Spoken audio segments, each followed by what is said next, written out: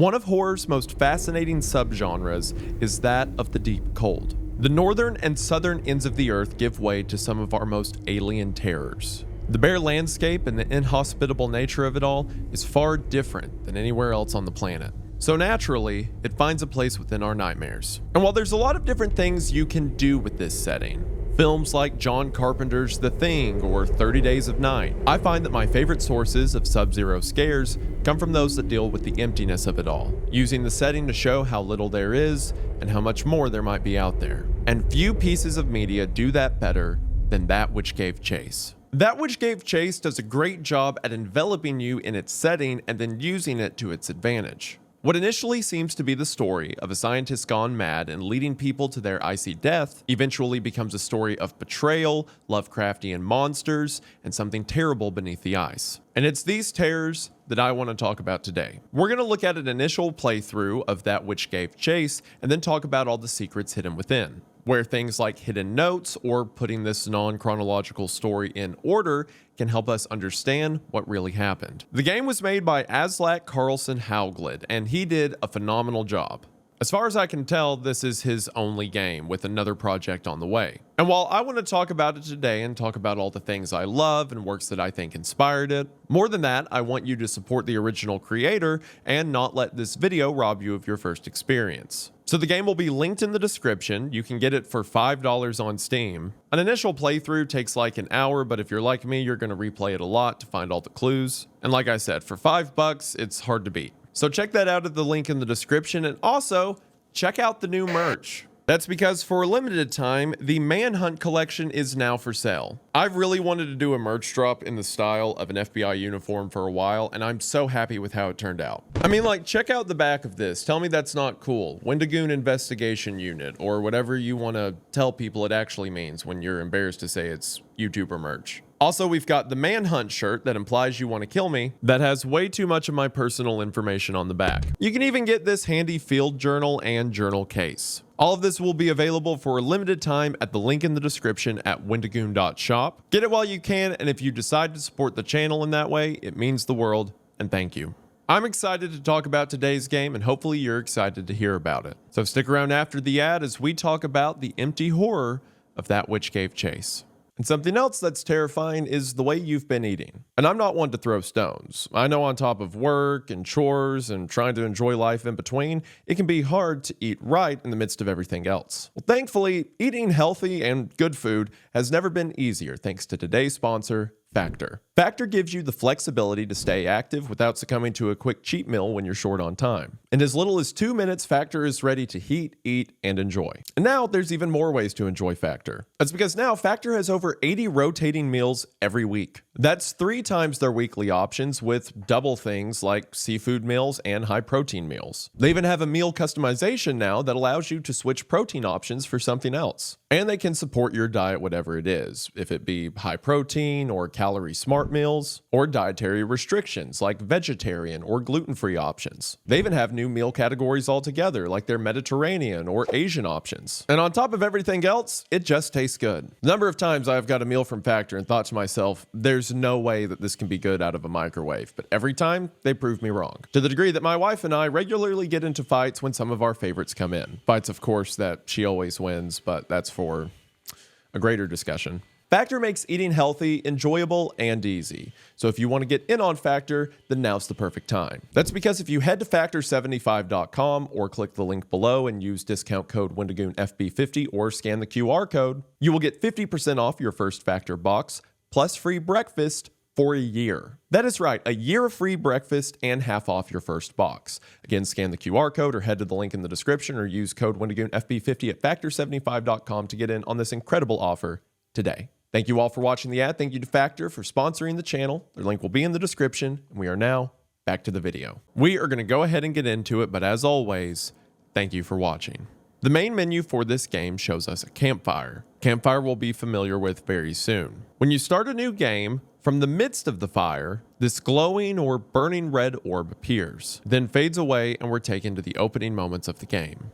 Set in an icy landscape after dusk. The only things before us are a dog sled team and a man.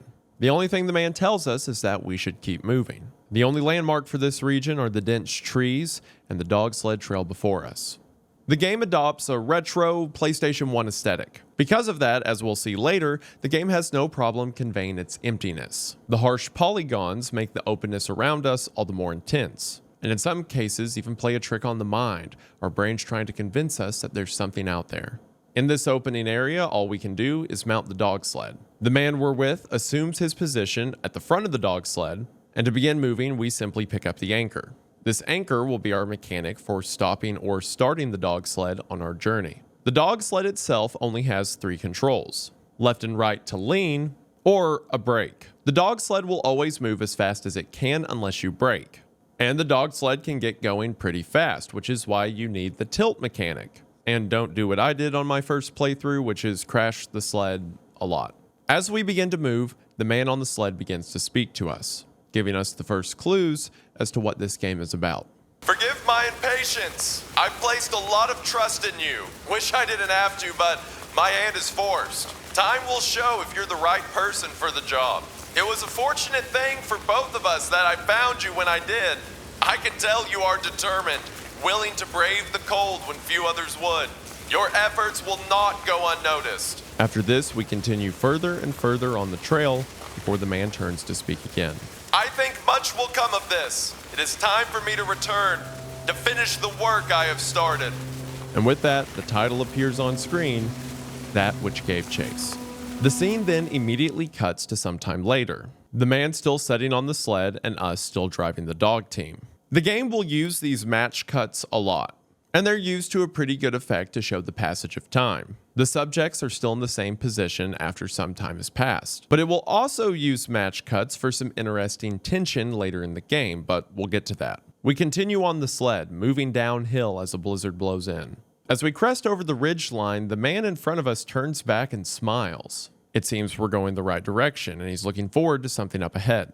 If you're stupid like I was and flipped the sled here, if you walk up to the man after the sled is turned over, he will remark, "What do I pay you for?" which gives us a bit more context as to the relation between these two. It'll become apparent as the game goes on, but I'm going to begin referring to this man as the scientist. This scientist has contracted us, who is often referred to as the musher, to take him on an expedition into the Arctic for some reason. Other than the rifle on his back, we're not sure what that is yet, but we will. It's also in these moments you can really see how the game's aesthetic shines through.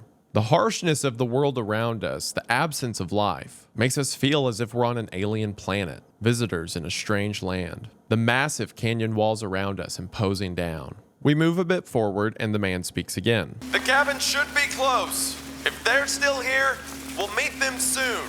Now it makes sense why only 2 people are braving these conditions. The scientist's intention is to meet up with a group who's already out here. Eventually, the cabin comes into view. Again, the game plays into its strengths with the aesthetic. The cabin initially seems to be a few dark pixels out in the gray, an odd shape rising up over the horizon. Otherwise inconsequential, but given meaning by the emptiness of everything around it. As we approach the cabin, we let down our anchor to stop. The scientist follows us as we move away from the sled, eventually asking to take the lantern from our inventory. However, when we approach the cabin door, the game cuts again. This time to us following the scientist through the darkness, scientist himself still holding our lantern. Other than the dark time of day, the scene is off-putting because our dog sled team is nowhere to be found. This, plus the harsh hillside that the men are traversing on foot, implies that what we're seeing now may be near the end of the journey, and also tells us that parts of this game will be told out of order, the pieces not making sense until we have them all together. As we walk up the deep blue hillside, through the snow and lantern light, the scientist begins to speak again.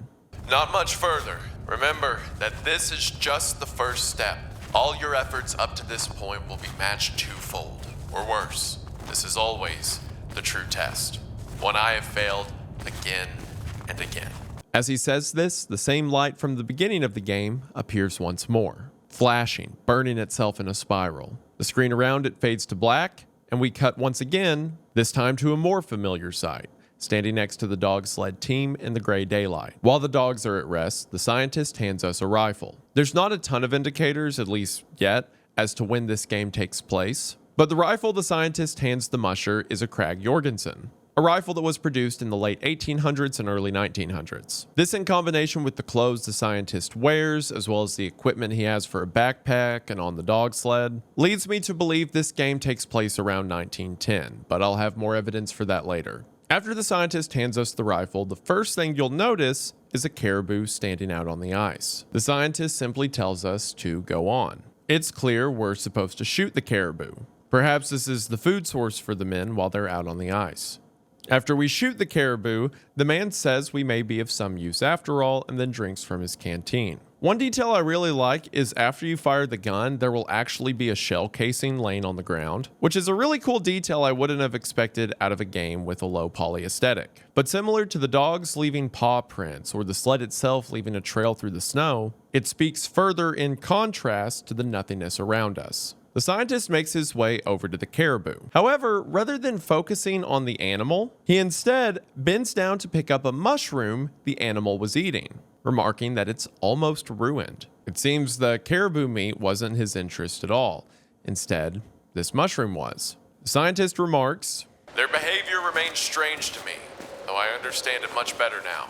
And immediately the game cuts once again. We're still holding the rifle, but this time we're in a field of bare trees. The sky just before total darkness, a deep blue lies over everything. A harsh wind blows the branches around us. The scientist and the dog sled is nowhere to be found. This is also, ominously, where the game tells us that we can use the shift key to run. This, in combination with being alone for the first time in the game, and of course the fact that we're holding a gun, tells us that something terrible might be out here. As we walk through a break in the trees, we see, through the fog, a caribou.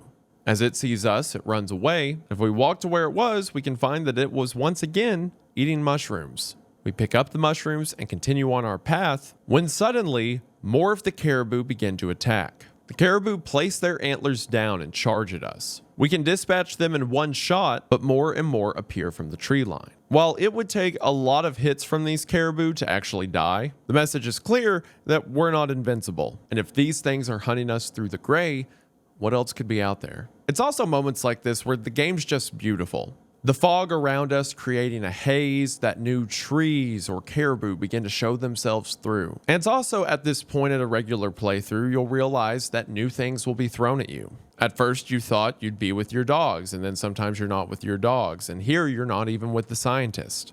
You never know what that next cut will bring, and with it comes anxiety. As we continue through the clearing, we eventually find the scientist, facing away from us and crouched down at the foot of a post. As we approach him, the game cuts once again. Now at the same time frame of day we were at when we approached the cabin. Here the scientist stands once again in front of a post. Only this time, we can walk up to the post and inspect it. When we do, the scientist says this. "The path splits. We built these to serve as guideposts. You'll learn not to place much trust in your senses here. Least of all, your memory."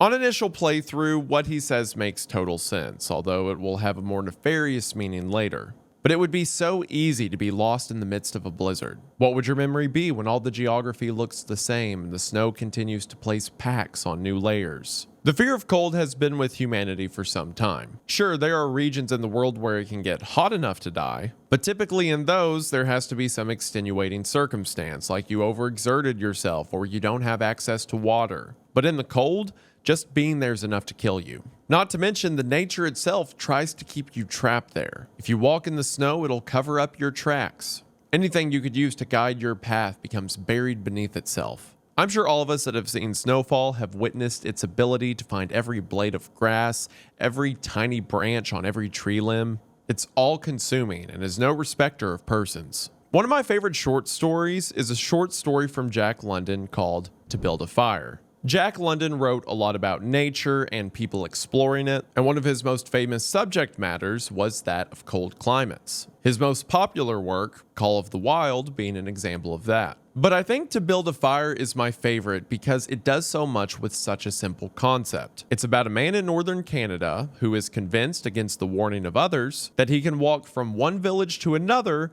through the oncoming snow. And the story is simply about him dying while trying to do that. Early in his travel, he breaks through the ice of a creek and soaks his leg. Being trapped in the cold is dangerous, but being trapped in the cold while wet is fatal. So a large part of the story, as the title suggests, is about him trying to build a fire. He eventually gets one started and is elated, only to have the heat from the fire melt some of the snow in the tree above him, and the snow just falls from the tree and extinguishes the flame. From there, he tries to make a run for it, but loses energy and begins to pass out. Through the story, a dog is following him from a distance. In his final moments, he considers killing the dog, perhaps using its internal heat for warmth. But he's too cold to stand up, let alone kill this animal that is far more accustomed to the climate than him. And the story ends with him freezing to death in the snow. It's an impactful example of man versus nature. Someone foolishly thinks that they know better than those that have experience, that they can best the wilderness, only to die from something as silly as stepping in a creek. All the while being followed by another piece of nature, the dog, who sees the man for the fool he is. I thought about to build a fire while playing that which gave chase, because one of the best things the game does is hide its monster, if there even is one. And the reason it can do that so well, and there doesn't even have to be a boogeyman in the closet, is because the very setting we're in is all the threat we need. And that, of course, asks the question, what out here is so important that the scientist brought the musher out here himself? We continue on in the direction the scientist suggested and now see that there are free-roaming caribou around this open region. In areas like this, we can also kind of free roam with the dog team, which will lead to some secrets we'll talk about after our initial run-through.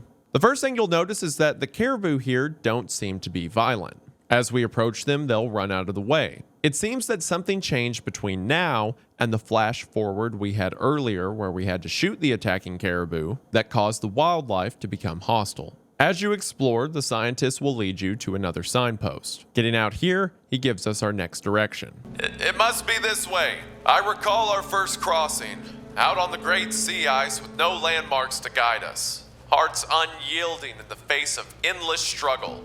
I knew the way would reveal itself to us eventually. Again, as mentioned earlier, it's clear the scientist has been here before, wherever here may be. Eventually, we come to another signpost. Once again, the scientist speaks. Through here, do you see? There's no need to worry. We persevere. We are rewarded. As we crest the hillside, we see another cabin. However, this time when we get close, we are suddenly taken to the cabin's interior. Standing with the scientist, he remarks that it's empty and then offers us back our lantern. However, this time when we get close, we're suddenly taken to the middle of the night, standing outside of the cabin. The scientist remarking that it's empty and offering us our lantern. However, as we take it and look around, this doesn't look like the cabin we just approached, but instead is the first cabin we came across earlier in the game. But now, despite not seeing what's inside of the cabin, some time has passed, now finding ourselves surrounded by darkness. If we try to go into the cabin, the scientist will remark that this is no place for rest. So with nothing else to do, we get back on the dog team and begin moving. There's something about sledding at night in this game that is so ominous. Again, compared to environments that 99% of the world is familiar with, this is so bizarre. Not only is it harsh and cold, but there is nothing. The intense loneliness makes it feel like you can't be alone, that there has to be something more out there. But the tension is never broken. You're just left to sit in it. I remember when I was a kid, I read the book The Time Machine by H.G. Wells. It's about an inventor who builds a time machine and goes to a far future. One where humanity has devolved into these two different races of creature, one that's kind of like these forest elf things, if I remember right, above ground, and then these cave monsters that are below ground. Well, I remember at the end of the book, the protagonist gets back in the time machine and in an effort to go back to his time in the past, for some reason ends up going further and further into the future, seeing glimpses of every couple thousand of years of the world changing more and more. And the book was never really scary, it was more action-oriented than anything, except for this one scene as he's skipping forward in time. In what is, I believe, the last glimpse of the future he sees, he gets to a point that is tens of thousands of years ahead. And I remember he goes from seeing all these different iterations of humanity and these different like city structures that appear then disappear, until eventually all that's left is nothing. He's in a gray, flat landscape described as a sort of beach. Any remnant of humanity is long gone. And as he's standing there, he sees something out on the horizon and finds that it is a giant crab crustacean lobster thing that begins to move and make its way over to him before he's thrown back in time. Even as a kid, something about that was haunting to me. The idea that there's a point after humanity doesn't exist anymore, that we're just a footnote in the planet's history. And whatever creature he saw down the beach was something incomprehensible, something that is so many evolutionary pathways away from us, we couldn't comprehend how to get there. And weirdly enough, I thought about that scene while playing That Which Gave Chase. Being allowed to make your own course through these big swaths of nothingness. It made me think once again to an Earth without people, an area that is harsh and inhospitable to us because its existence never required our permission. As I moved through the canyon walls, I would glance up and expect to see something peering at me from over the ice caps. But even then, why would I deserve to be peered at? Why would this land have any consideration for my existence? I am not the thing that is there, I am simply a thing that is there. Because of that, the more nothing happens, the more dreadful it feels. So we continue through the darkness. The scientist speaks again. You've gotten us far, Musher. When I first came through here, I understood so very little. Not unlike you. Perhaps it was vain ambition that first led me to go further than any of my companions deemed responsible. That lies in the past. I know now what my purpose is. It is the journey itself that draws us. Give your life to the pursuit of one thing, and your hard work will be rewarded. Eventually, we come to an opening, and the scientist remarks, "This place is the Sieve. Pass through, and you shall find all your imagined woes have been left behind. But know this, the ghosts that give chase through the gray will never leave your side, no matter how far you go." The game does such a good job at building itself up. Through these little sparks of one-sided conversations, we get so much. The scientist remarking that this is the Sieve, a place that will lead you to a place where all of your worries will go away. And then him giving the closest thing we have to a title drop, saying the ghosts that give chase through the gray. As we come through the mountains and find ourselves in a massive clearing that might as well be a frozen ocean. There's something happening behind the scenes. There's something that happened before we even got here. And the game's doing a great job at telling us that. Here we once again see that burning light, but this time text appears with it. Simply reads, "When we first came through, as if dragged from a rope, so we asked them, 'Do you wish to leave?' And it seems that this question is being asked to us. The responses we can give are, 'I do,' 'I intend to stay,' or 'What do you mean?' Now, I think this gives us a lot of clues as to what's happening, but it'll only make sense when we have all the pieces. For now, all you need to know is regardless of what we answer, nothing changes. So after we answer, we then find ourselves sitting around a campfire, speaking to the scientist. Have I told you what became of that deathless deer? We can say you have or you have not. For the sake of this first playthrough, we will respond, you have not. So the scientist continues. My expedition was slipping through my fingers. We were being humiliated by the conditions, and all efforts to chart a course were fruitless. Yet somehow these stupid creatures were able to not just survive, but thrive. And with that, the conversation ends. By deathless deer, we can guess that the scientist is speaking of one of the caribou, since that seems to be the only thing that survives up here. And despite the suffering of his team, the caribou continue to thrive. Again, it reminds me of the dog following the man in to build a fire. Things have succeeded out here without humanity's approval. And there's an existentialism that comes when man realizes he can be inconsequential. From here, we're taken back today, mushing across the ice. The openness of this area might imply that this is the sieve the scientist was referring to. However, we get a match cut once again, only this time, the scientist isn't in our sled. It seems for whatever reason, at this point in the future, we're traveling without him. We then cut again back to daytime, now standing next to the sled with the scientist as the scientist remarks that we're lost. And again, on this frozen land, there's no landmarks to guide us. However, if we walk across the snow, we'll see some caribou. Again, as the scientists mentioned, for whatever reason, they seem to be doing fine. Also, another cool thing is if you walk too far away from the dogs will begin to howl, and there will be an indicator on screen pointing you back towards the sled. This is the closest thing the game gives you to a waypoint. Another excellent feature in this game is you can pet the dogs. And there's an achievement for petting one of them and an achievement for petting all of them, which is good. I like that. Each of the dogs have their own distinctive color pattern as well. Again, the attention to detail in some aspects points out the lack of detail everywhere else. As we continue forward, the game will begin to cut through different times of day, implying we're traveling on and on without direction. However, as this happens, caribou will begin to appear, running from right to left. Eventually, with no other signs or direction, we choose to follow the caribou. And as we do, the scientist begins to speak. We were eager to study these animals, to learn how they could thrive in such an unforgiving place.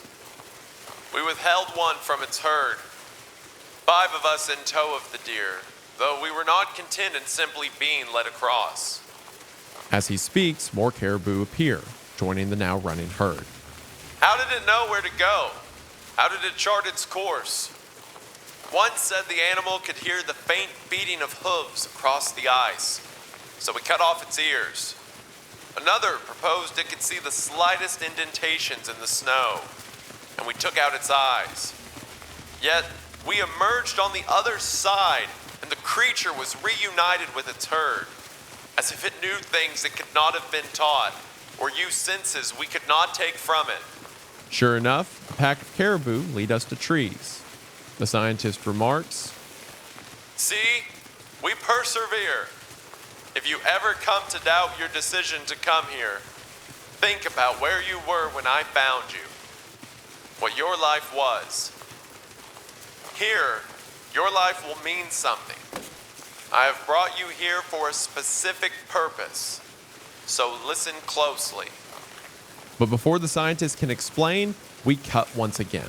Now, this short dialogue scene is one of the more interesting moments in the game. This previous expedition the scientist was on was brutal. They began to remove sensory organs from a deer to see how it was able to move through the ice. Seemingly, the caribou always find their way back to their herd, but how could that be? Despite being deaf and blind, it could still traverse its way through the gray, which is in stark contrast to the scientist who became lost. As he sat around the campfire, the stupid animal not only survived, but thrived. He then makes the comment to the musher that the musher's life had no meaning before this, but now it would. If it wasn't apparent enough before, whatever this scientist is planning may not be in our best interest. When this next scene cuts, there's a rumbling behind us. We turn around to see that we are being chased by a stampede of caribou. I don't know if it's possible to beat this segment if you brake, but I haven't tried. As you work your way down the mountainside and around the bend, the caribou will get closer and closer. On my first playthrough, and this is really embarrassing, but I died so many times, the game offered to let me skip this segment. There are just so many little indentations in the snow that you have to lean correctly and you have to bank turns the right way, and I was not good at it. I did eventually get through it, but I was so bad the game had to hand me my training wheels and ask if I just wanted to skip it.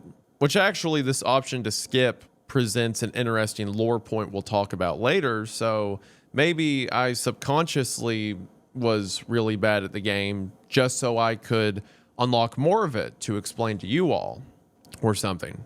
As we make our way down the hillside, the scientist remarks that he doesn't plan on dying today, and we need to go faster and faster.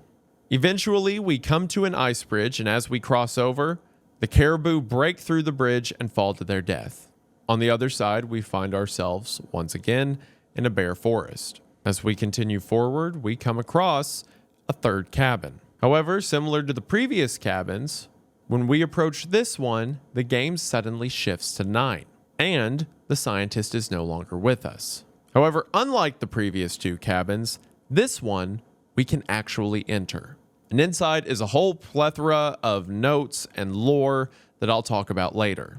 The main things to take note of for now is that there are 2 empty bunk beds, as well as a desk and stove. There's no one here now, but there was at some point, again as indicated by the writings lying everywhere. Atop the stove is a kettle with 2 wooden ladles, as well as a jar containing what seems to be one of the mushrooms that the caribou have been eating. I'll mention the other writings later, but one that seems relevant for now is a note attached to the back of the cabin door that reads, "For the outsider, the one who is being led, we see you too." And from this, our overbearing paranoia seems justified. There's something or someone out there, and now it's speaking directly to us. As we leave this cabin and walk over to our dog sled, we then suddenly cut to a caribou charging at us. The scientist shoots it before we realize that we are now standing outside of the second cabin. These cabins have a connection to each other for some reason. And after shooting the caribou, the scientist remarks, You better start paying attention. We are not safe here. we continue on our path before the scientist speaks again. You may continue to retrace the steps that brought you here. They will never alter. This is another line that will have more weight in retrospect, because for now we're backtracking through a region we were at previously when we were looking at the signposts. So on first listen, it sounds like the scientist is just speaking of the lay of the land. You'll always come back to this valley. However, after looking at the next signpost, the scientist says something more peculiar. Do not worry. Here we are all bound to its grip. My body unable to move. My memories no longer my own. But I was able to reach you and be your guide. Now, we are much the same. This is the first thing that can't really fit into just describing the strangeness of the journey or the rough climate. Now he's saying he can't control himself. He doesn't even have his own memories anymore. And somehow this relates back to the musher. As we make our way to a signpost on the hill, we cut once again. This time sledding through the late night. Here the scientist continues. You've spent your whole life here. Just you and your dogs. An outsider. I know what that's like. When we arrived, we were outsiders to this place. A cause of imbalance. But it took a liking to us. As long as I am needed, I am unable to leave.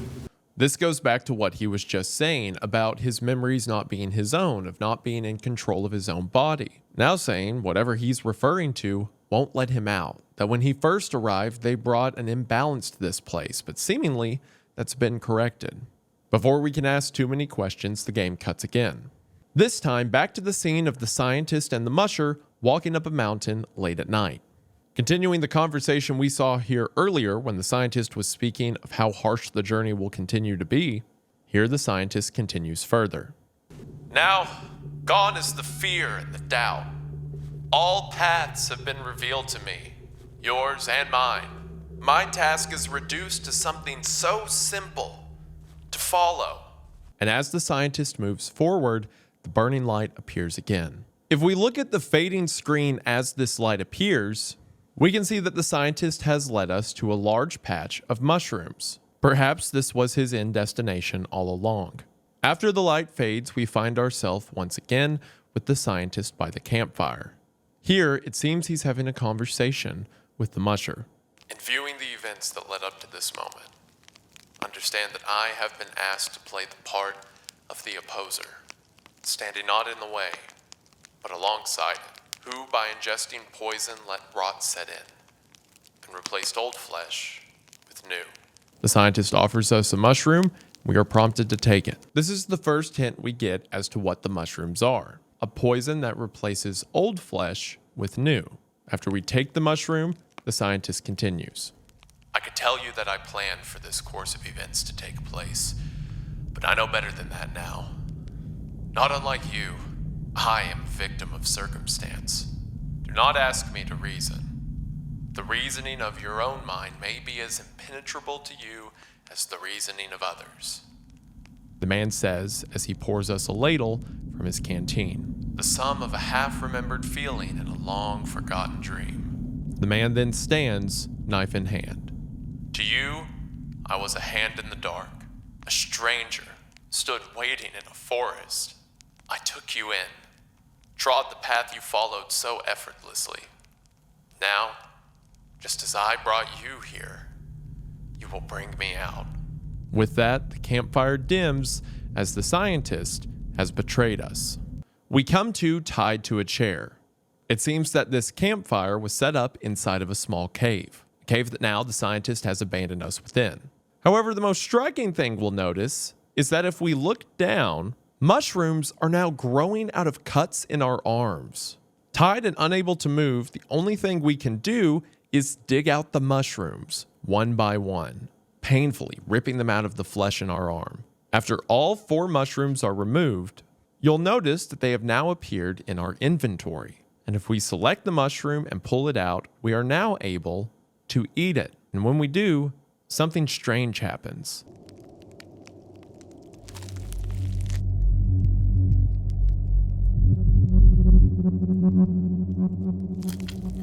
It seems that eating the mushroom enhances our senses, at least allowing us to see in the dark, to see more of what's behind the veil. And if we eat all 4 mushrooms, the burning light appears once more, this time taking us through several scenes of our journey. Standing in front of the desolate cabin, standing in front of the scientist and the dead caribou, before we suddenly appear, untied now, back in the cave. Something strange is happening out here in the ice, and we've had hints of it up until this point. From the caribou losing their senses and still knowing where to go, to the scientist talking about how he doesn't even have his own memories anymore, and his body's being controlled by something else. There's something beyond the veil, and it's getting closer. And now, these mushrooms seem to be a part of it. As when we eat them, we're suddenly in different places. Whatever's happening here, they might be the key to it. There's several notes in this cave that we'll talk about later, but for now, we pick up our lantern dropped by the scientist and make our way out of the tight cave. Coming out of the cave entrance on top of the mountain that we were climbing earlier. All the mushrooms are gone now, supposedly harvested by the scientist. We don't know what this scientist is capable of. He clearly knows the terrain better than we do. So for now, our best option is to find the dogs and get out of here, wherever here is. As we follow it down the mountain, we come across several dead caribou, likely left in the wake of the scientist's escape. However, as we're following the sled trail, it eventually ends. We walk for some time in the direction we last saw it. With the snow setting in, it may be impossible to find where he and the sled team went. But it's then that we come across a mushroom. Back in the cave, the mushroom allowed us to see what we otherwise could not. So, putting that to use, we eat the mushroom here. When we eat the mushroom for the first time, the screen flashes, and we see the scientist leading 5 men. They don't seem to pay attention to us and merely walk across the ice. Perhaps these are the members of his previous expedition. Following this, we see the ghostly visage of the scientist on our stolen sled. We follow the direction they travel, which leads us to another mushroom. Upon eating this one, we're transported to the middle of a circle of caribou, all running in a spiral around us, before we then again see the ghostly image of the sled team. We follow it and find once again another mushroom, this one now showing us the field we're in a bright daylight. But above us, something is different. Rays of light burst through the clouds, and something seems to be setting just beneath them. Some shape or ball of light is beginning to peek through. This is interrupted by another clue as to where the sled team went, but when we follow this third one, it leads us to the actual trail. It seems that these mushrooms give us senses or direction we otherwise wouldn't be privy to, allowing us to traverse the Arctic much like that deathless deer. Even if we don't know what it is yet, it seems to be helping us for now.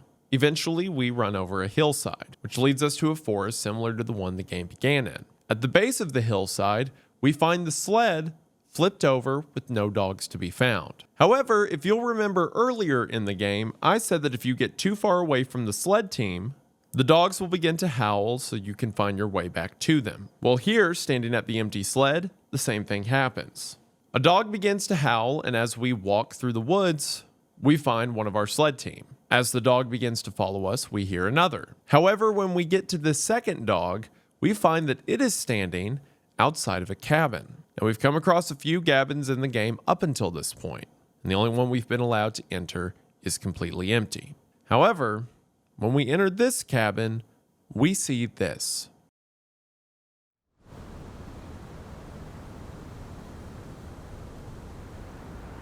This is the scariest moment in the game to me. Other than the scientist, we've been completely alone out here. Sure, there's been signs that people have passed through these regions, but none that we have seen. But to open that door and see the naked body setting up facing away from you, the first time I played this, I was scared to move in front of them. terrified that it might be someone still alive or something still alive, or the face or true nature of it would be something terrible. The absence of humanity lets the presence of one come into full effect. As we look around, we see this is not the only body, as another body lays on the bottom of a bunk bed with its chest cut open. Eventually, we move around to the front of the man sitting in the chair to see a rifle laid across his lap. We take the rifle and inspect the man. Notably, there are knife incisions on his arm, incisions that are recent. These incisions match the wounds the scientists gave us in order to grow mushrooms, or at least insert them into our arm. Perhaps the scientist did the same thing to them that he did to us. And yes, I know there's a secret vision you can get here and a lot of notes on the ground, but again, we'll get to that later. On top of the stove, we can find another kettle with ladles. Perhaps the same ladle that the scientist fed us in the cave. Right now, we still need to get out of here, so we leave the cabin to find our other 2 dogs. But as we leave the cabin and begin to look for the other half of our sled team,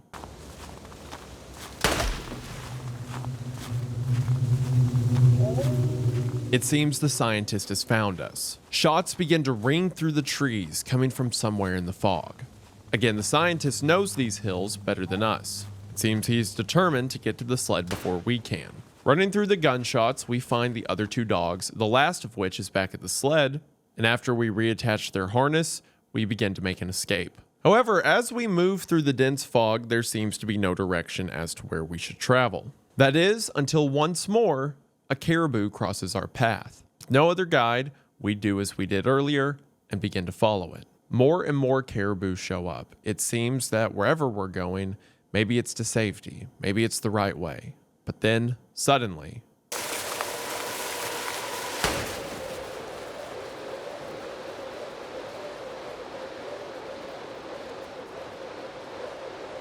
the scientist appears before we can make our escape, shooting the musher off of the sled. This then takes us to the end of the game, which, believe it or not, is a boss battle. As I was playing this game, I did not think it would have anything close to a boss battle. But we've been given a gun and we've learned that there's threats out in the gray. Nothing so far has proven itself to be as much of a threat as the scientist. So here we have our final confrontation against him. The fog here is thicker than ever. The wind blows, and with it, the fog goes from heavy to light. As this is happening, the music will begin to rise and the scientist will appear somewhere in the fog. Initially, he will simply appear as a silhouette, and we have to shoot him before he can shoot us. After the first couple shots, however, his attack pattern will change. Sometimes several silhouettes will appear in the fog, and we have to aim the rifle at each of them to see which one is not distorted. When we find the solid figure, we fire and land another hit. In combination with this, the scientist can also charge at us with a knife, in which case we have to locate and shoot him before he reaches us.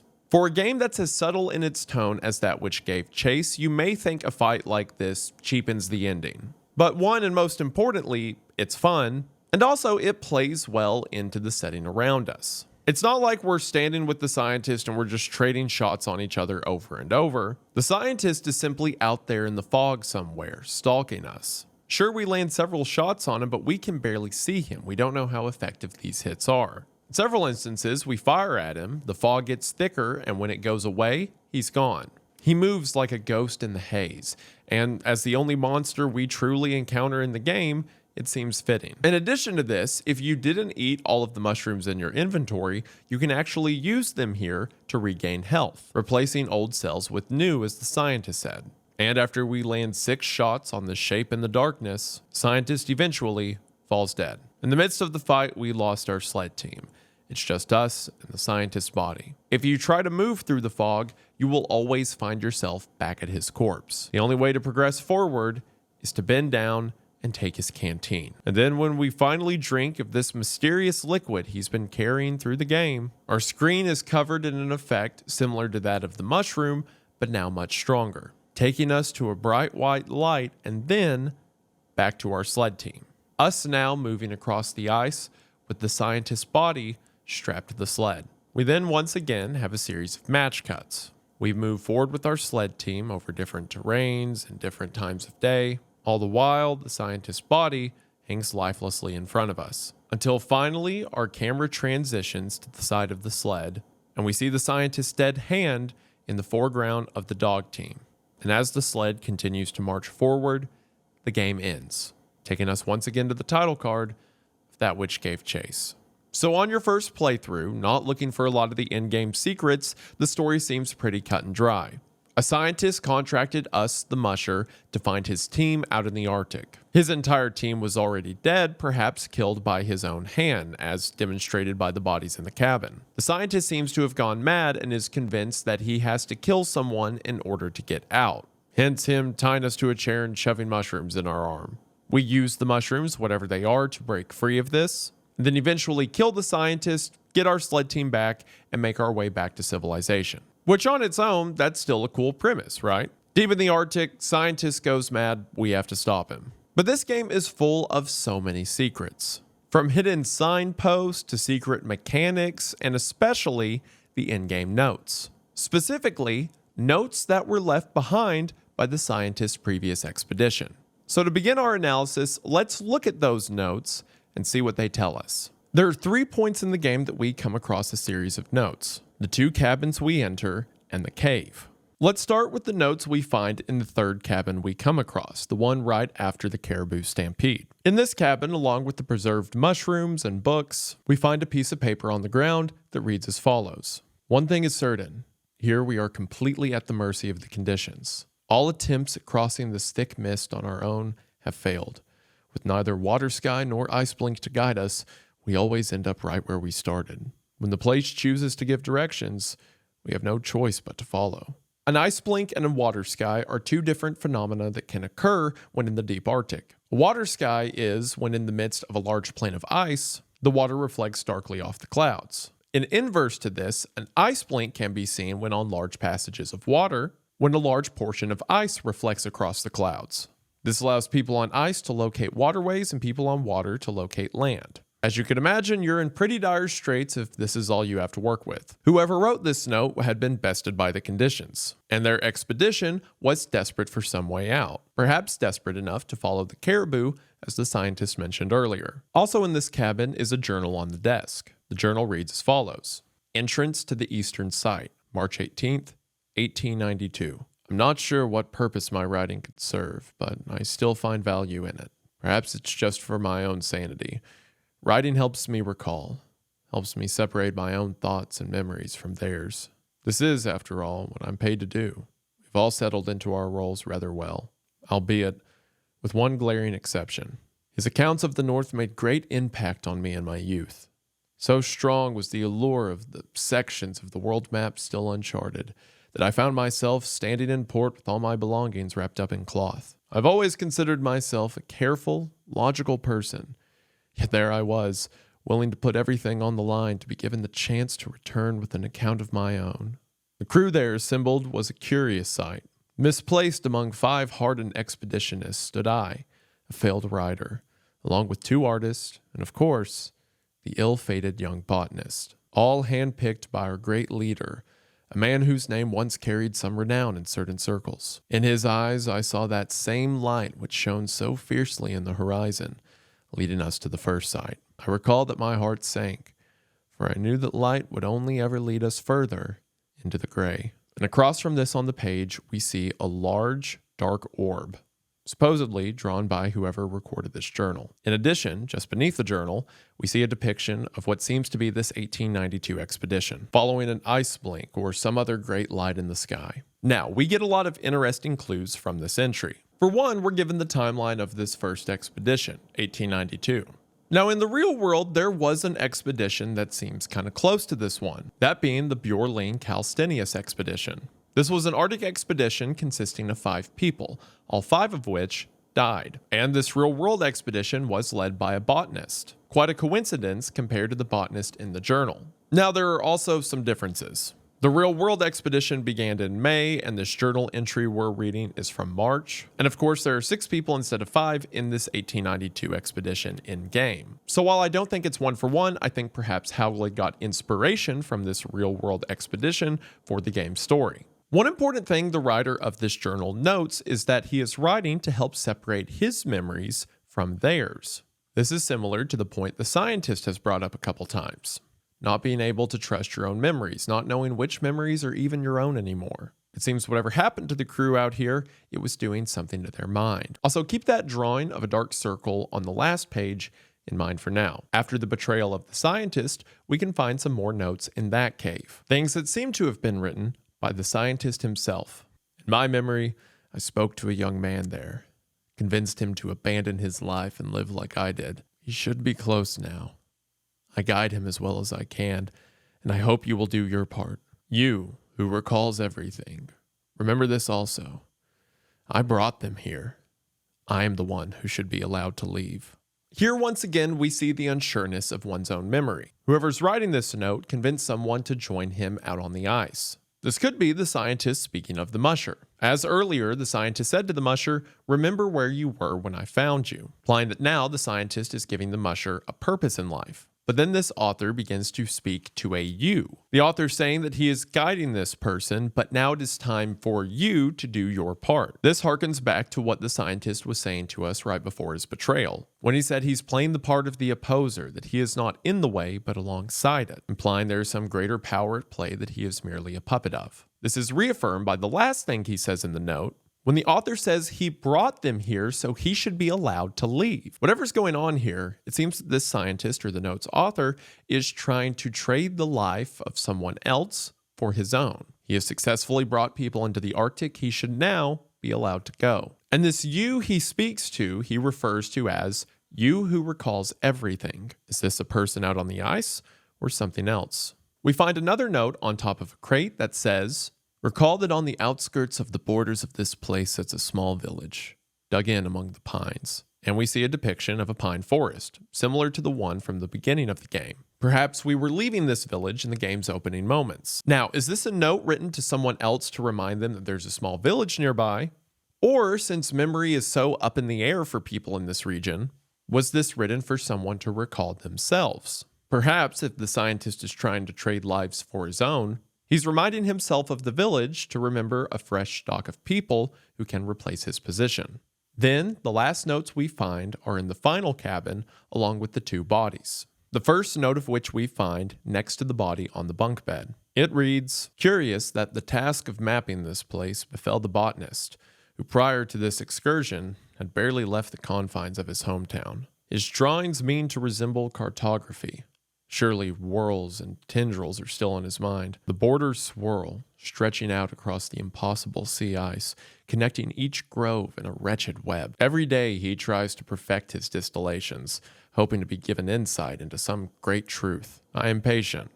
I will continue to review his work." So for some reason, the botanist was the one who was making the map. But this map he was drawing didn't seem like a regular map. Instead of being the land they were traversing, it was instead these abstract swirls and tendrils that connect everything across the ice. Either, as this writer mentions, he's just bad at making maps and is instead thinking back to working with plants, or the botanist was seeing something the others could not. And then, on a desk next to the body in the chair, we see what these maps might have looked like. Upon picking it up, as described, it seems to be a series of swirls and shapes emanating from some central point. The notes around it read, "How did we know to follow it? After days lost in the mist, the ice blink led us here." As mentioned earlier, an ice blink is what happens when a large portion of ice reflects into a light off of the clouds. Again, most often used by ships at sea to find land. It's not impossible to see an ice blink from other ice if the sun's reflecting off of it the right way and if there's enough ice.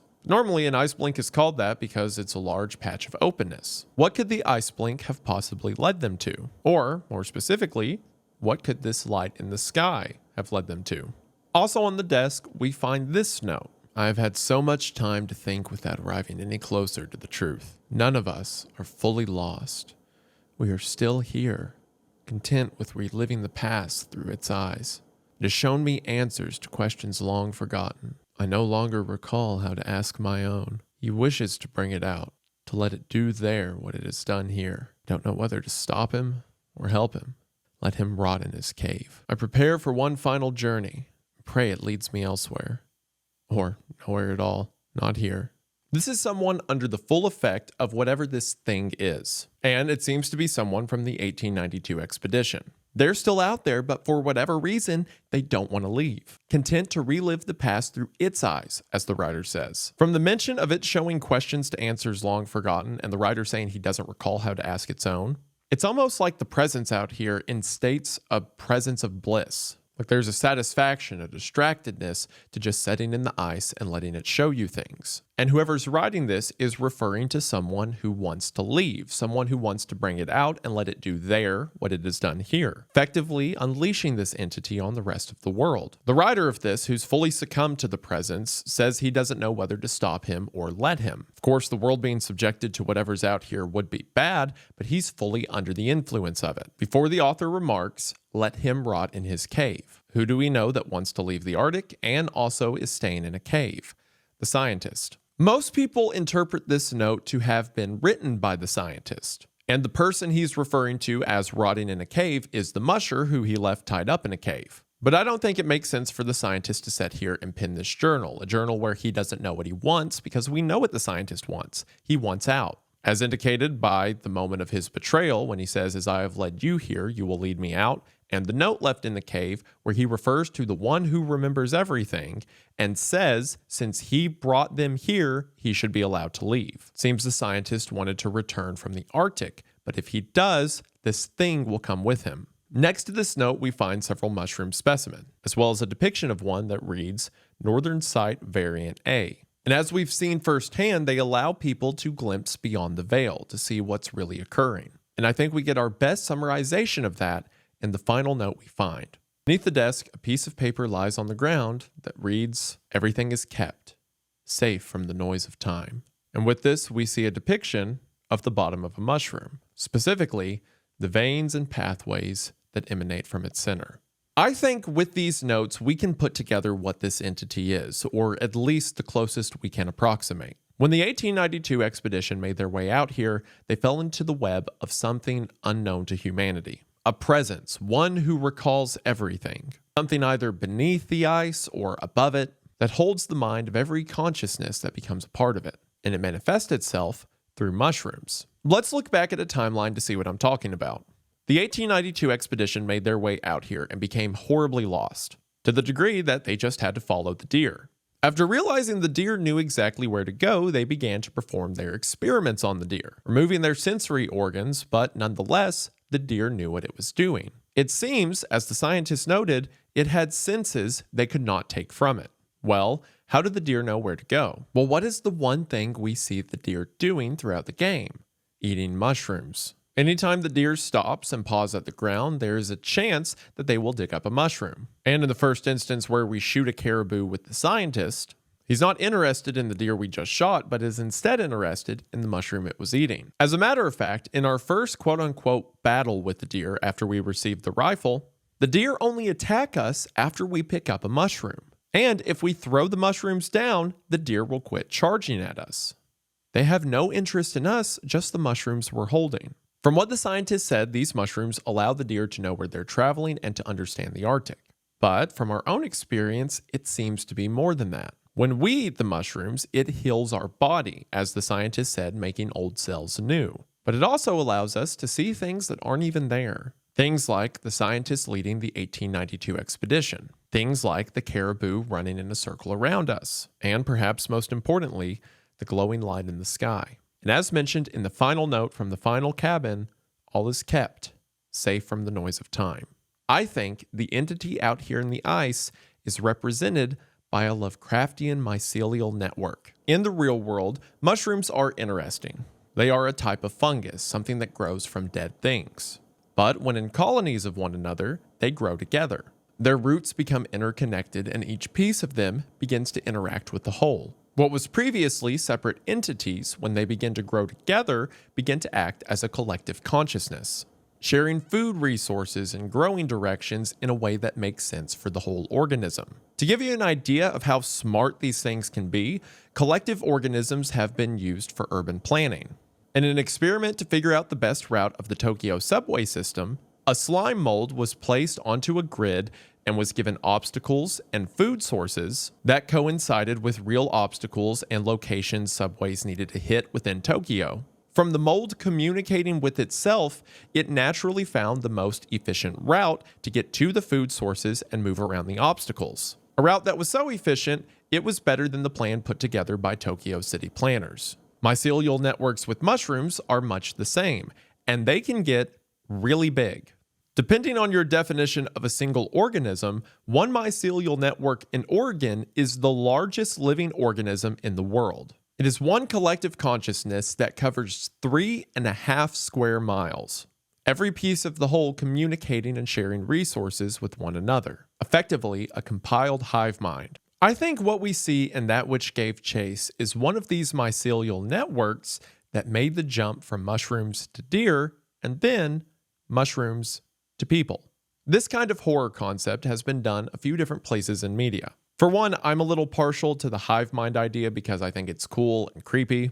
So when I, along with Stephen Hancock and Evan Royalty, made Stalker Shadow of the Zone based on the Stalker video game franchise, our end reveal in that film was that the C consciousness experiment, or collective consciousness experiment, had gone AWOL after the events of the first game, and began to rapidly search out and consume data. And since the data it uses is consciousness, that means stealing people's heads, and therefore brains, using the remnants that are left over to rebuild soldiers, or in other words, its immune system. While that's certainly a literal interpretation of a hive mind, I mean our inspiration was like a beehive but made up of human heads, there are horror concepts that take this idea of a hive mind and project it into the more ethereal.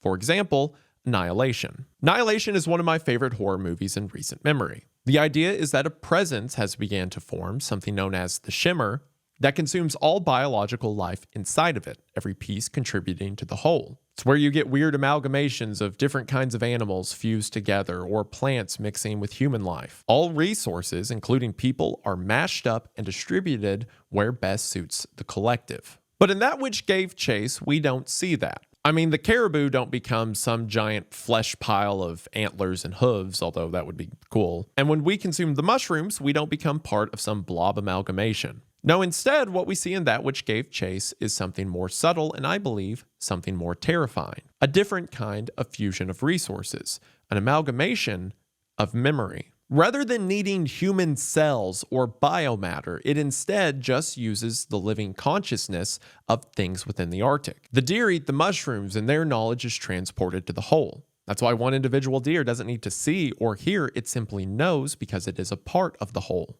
And what do we see of the 1892 expedition as well as the scientist? Their memories are no longer their own, they're part of the whole. And those who fall into the network's web are content to stay there. They no longer remember what their own desires or drives or wants ever were. Instead, they simply relive the past through its eyes. Every desire or dream any of them have had is presented to them and then answered. And this makes sense why the scientist in his note in the cave referred to this creature as you who remembers everything. This databank of thoughts that all who eat the mushroom succumbs to. Think of the botanist, the one who began drawing maps of this place, and think of what he did. He began to draw a network, veins, swirls of something beneath the snow. Because he was no longer using his eyes to see where he was understanding the network that they had fallen into. A network that appears just like the underside of a mushroom.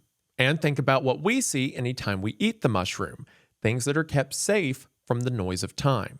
We see the 1892 expedition as it was happening. We see where the scientists went with our dog sled team. We see things that happened, they just haven't happened right now. But of course, right now doesn't matter to an entity that collects the memories of all. Anytime can be anytime. And I think it's here where That Which Gave Chase becomes so interesting to me. See, the idea of a giant mushroom network that collects people's thoughts and then spits them back out is really cool. Like, if the game just stopped there, I think it's enough. But what I think it does so subtly and does so well is its dip into cosmic horror. See, cosmic horror kind of gets a bad rap, at least by a lot of people that try to emulate it. People will joke about Lovecraft describing creatures as indescribable and say, well, I'm sure I could describe it quite well. And yeah, by itself, it can be kind of goofy for someone to see a squid monster thing and it break their brain. But what makes cosmic horror work is the context around it.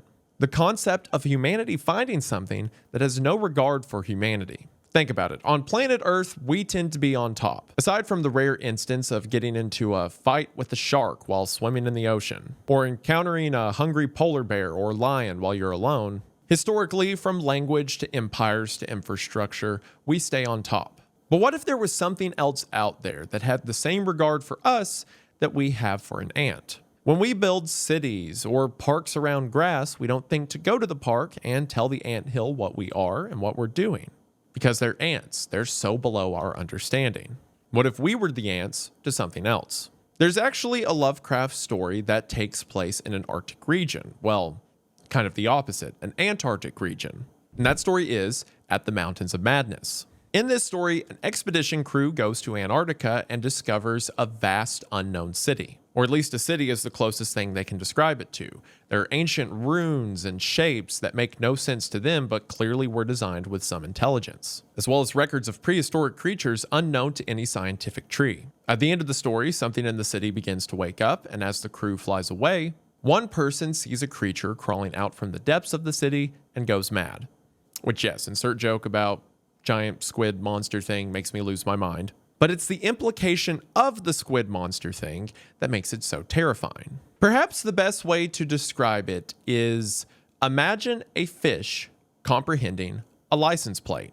There's license plates that have fallen into the ocean or rivers that a fish has probably come across, right? Well, imagine if you would, if a fish, for a brief instance, understood what a license plate meant. He's swimming by, sees the weird symbols and shapes, and then realizes what's happening. This license plate is a disregarded piece from a civilization without his consideration. Imagine if the fish understood roads, infrastructure, legal systems, registrations, highways, roadways, state borders, interstates. All these impossible institutions that are so beyond anything the fish could grasp. But for a moment, he sees them, a world beyond his own, and histories that will never care to mention him. And then, just as quickly as he realized, he unrealized, and is once again a fish. If this fish, like people, were able to retain moments from their memory, do you think the fish would go on with the rest of his life as he was? This fish would be driven to a point of proverbial fish madness, which is where a lot of cosmic horror sits. How terrible would it be for humanity to come across something as abstract as a license plate is to a fish? I've talked on this channel before about Call of Cthulhu. That story touches on the same themes. Creatures that are so old and giant that the reason Earth exists is because they've been asleep for a while. Anything we do with our existence is little more than pawing at the feet of a quiet god. I think that which gave chase does a good job at capitalizing on this idea. The writer who wrote the final paper we looked at referred to time as noise. I mean, imagine if we came across something that views time, the concept we kind of dictate everything by, as something in the way. Something that could be peered through, something that's inconsequential. How insignificant would our strifes and turmoil and actions be in the face of that? It's no wonder the 1892 expedition did anything other than sit there, and it's no wonder the scientists tried to leave. And we can see the lengths the scientists went to in order to leave in this final cabin. As mentioned earlier, we see the person dead in the chair with cuts in his arm, and we see the person on the bed with their stomach and chest cut open. But if you'll recall, throughout the rest of the game, when we eat the mushroom, we've seen glimpses of the past. Well, if we eat the mushroom we find on the table in this cabin, we see this.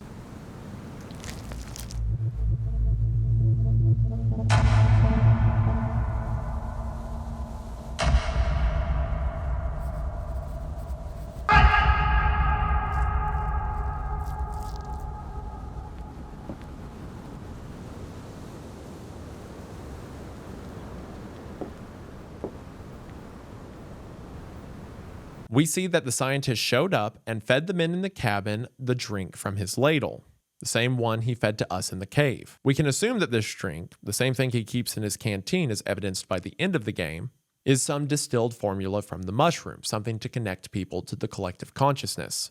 Speaking of how we're kept safe from the noise of time, and how he is reliving the past through its eyes, the scientist kills the men, carving open the chest of one and cutting holes in the arms of the other. I believe this to be a sort of sacrifice.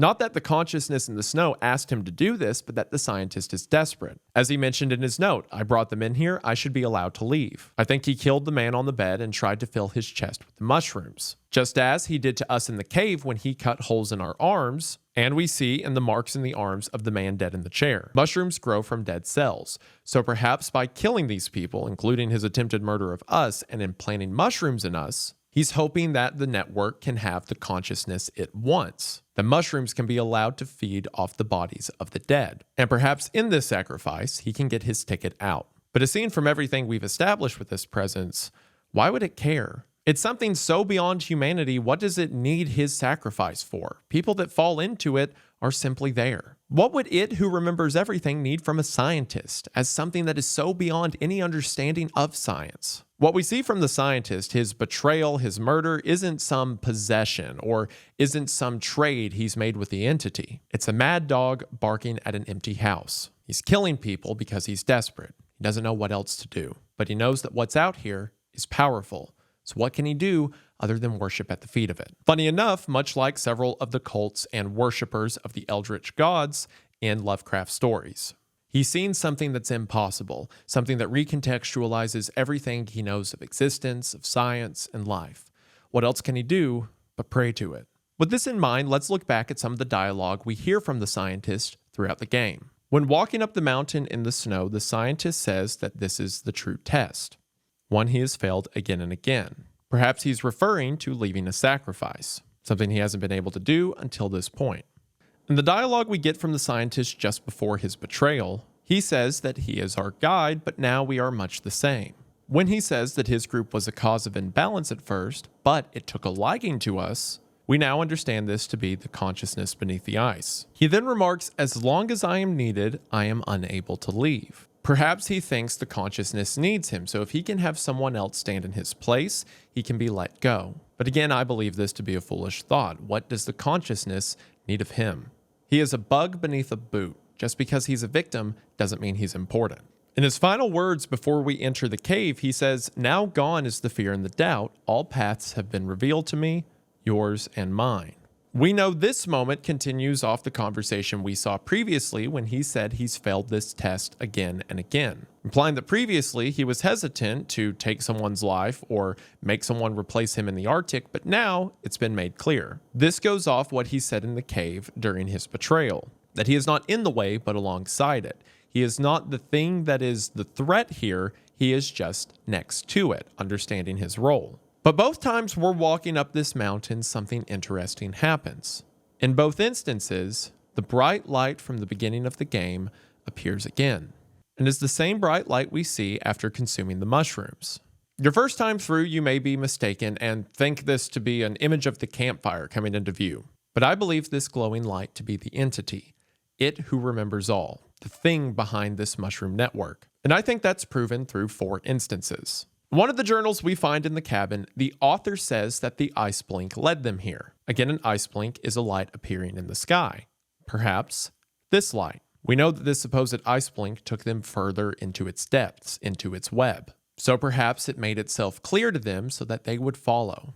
Or maybe it doesn't care about them. It simply appears and humanity simply follows. In addition to this, in the first cabin at the end of the journal entry, we see this dark mask drawn onto the page. Perhaps this is a rendition of the light, or lack thereof, that the men began to see in their minds. The second piece of evidence for this is when we consume mushrooms for the first time, and as our vision begins to become clear and we begin to see things through the noise of time, the light appears once more. Clearly, the mushrooms allow us to see this presence. The third thing is when we're trying to find the scientist after he stole our dog sled. The first 2 times we take the mushrooms, we see things from the past. We see the scientist with the expedition. We see the caribou running from us. But the third time, all we see is the light shining down through the clouds, casting beams around us. This coincides with what the writer of the journal said, that the light appeared in the sky and led them. But then finally, and most importantly, the light speaks to us. We, the player, directly interact with it. And the first time we do is back during that first conversation around the campfire. The one where, importantly, our answer doesn't matter. This light is a collection of consciousness, right? Well, perhaps that's why the statements we hear when we first see the light are so distorted. From the light we hear, when we first came through, as if dragged from a rope. So we asked them. It's like multiple people describing the first 1892 journey. They were being taken there by something else, dragged from a rope. But then finally, the light asks us a question. Do you wish to leave? To which we can say, what do you mean? I do, or I intend to stay. But as mentioned earlier, regardless of what we answer, it doesn't matter. The light gives no response and the game doesn't change because of it.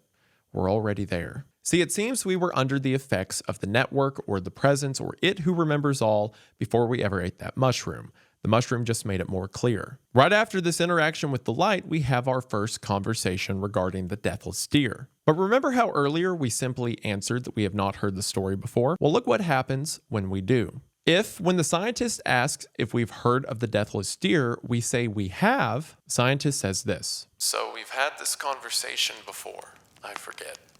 Would you care to listen again? If we say go ahead, the story continues as normal. But if we say I'm not interested, he says this. Of course. I did not expect you to show any interest in the world surrounding you. You're just here to get paid. That's fair. I'm sure you'll find yourself here again. Soon. Perhaps then you do well to listen.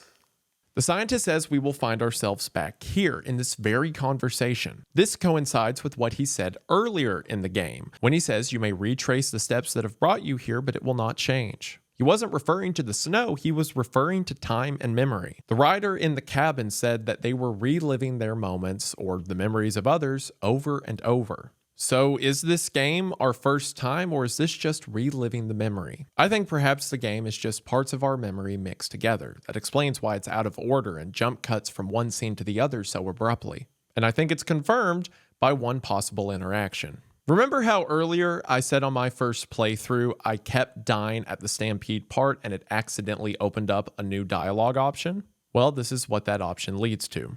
If you die enough times to the stampede and the game realizes you're probably not going to progress further, so you're dumb like me, the light or the presence appears again and says this. I understand your confusion, yet you made it through that descent unharmed.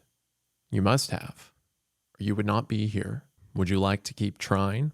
Then here, if you say yes, you're transported back to the beginning of the stampede segment. If you say no, you simply appear at the end of it. This confirms for me that everything we see in the game is the memory of the musher. As the light said, you had to make it through this part. That's why you're here in the first place. We're just looking at memories. And because of that, it seems that the musher has fell into the same trap as the 1892 expedition.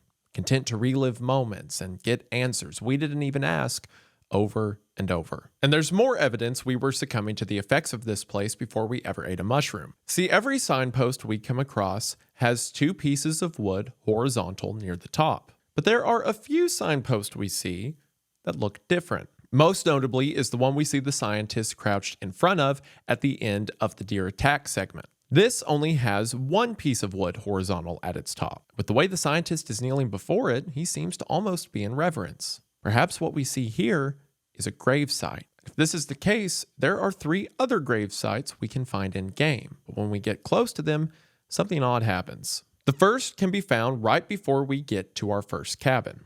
As we make our way to this first signpost or gravesite, when we interact with it, we see this. Do you think they'll make it? Does not matter. Our work is here now. As soon as we witness this, the scientist approaches and says this. There's nothing for us here. This place will lead you astray if you let it. I would advise you to follow my guidance. Now, the sort of ghost we see, we understand now to be memories. Or if not memories, things that occurred at this position at a different point in time, as time doesn't matter to the presence out here. But we can assume that this conversation took place during the 1892 expedition. It seems that when the rest of the crew left, 2 were left behind, doing some work out in the Arctic as others either went for help or went further ahead.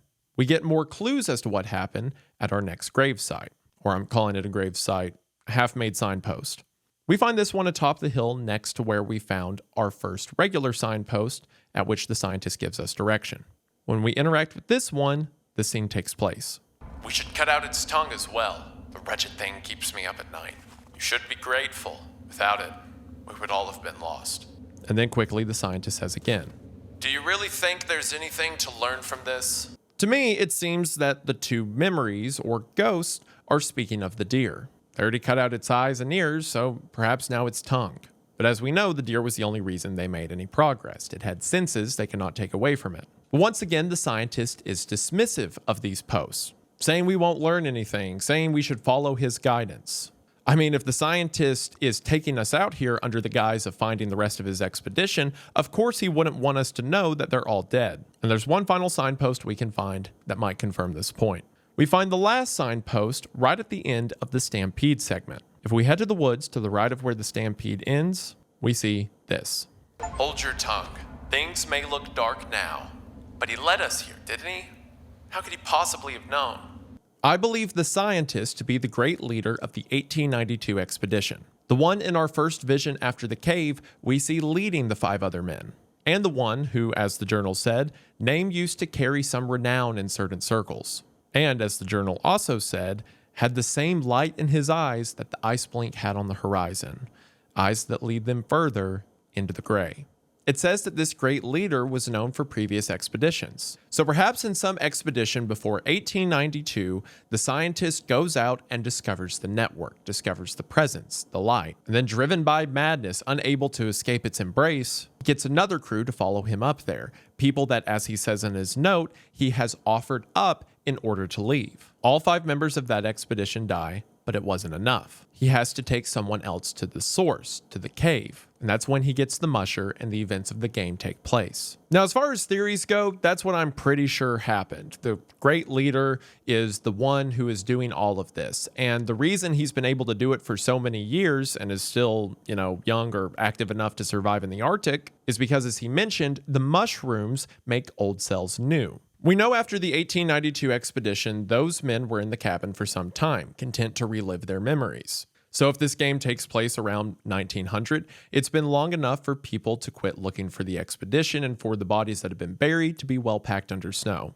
Who knows how many times the scientist has done this? But here's a fun theory, and again, I'm not saying this is fact, just a theory, a game theory. I guess it is literally a game theory this time. What if the scientist, the person we're standing in front of now, was never a part of the 1892 expedition? What if it wouldn't even matter if he was? Remember how earlier I said perhaps the signposts are graves, or at least the ones that we see the whispers in front of with the 1 bar across them are? Well, let's count up the signpost. There's 3 we just came across for the visions. And there's 2 bodies we found in the cabin. That should be the other 5 members of the expedition, right? Well, if you'll remember at the end of the deer attack segment, we see the scientist kneeled in front of a 4th cross. This would mean 6 bodies, right? But there were only 6 people on the 1892 expedition. How could the scientist or the great leader still be here? I've also seen people argue that this signpost is the same one we find at the end of the stampede segment, because they're both in a clearing and the trees look similar. But even if that is the case, we technically see a 5th signpost or cross for a brief moment. In our final moments with the scientist before his betrayal, right before the scene cuts, if we look up at the hillside, we can see a 5th cross.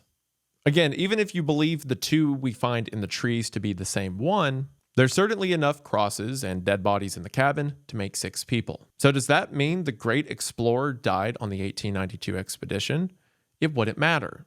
Because if anyone else found their way in here, they would inherit the memories of the great explorer, as well as the rest of the 1892 expedition. For all we know, the scientist we see in game could just be someone who stepped into the Arctic. As mentioned by the note in the cave, recall that there's a small village on the outskirts of this place. For all we know, the scientist is just someone from the village, someone who succumbed to the mycelial network's effects and inherited the memories of the great leader. Perhaps that's why he kneels in front of the cross, perhaps intended for him. Again, I think it's more likely that the scientist is the great leader, but once again, it doesn't matter. It's all memories wrapped in flesh. To this presence, who cares if it's the right one? The fact that we're playing through memories is evident in other places as well. For example, if at any point before the final encounter we decide to shoot the scientist, he will simply glitch and become annoyed with us. Again, this isn't what happened on the original expedition.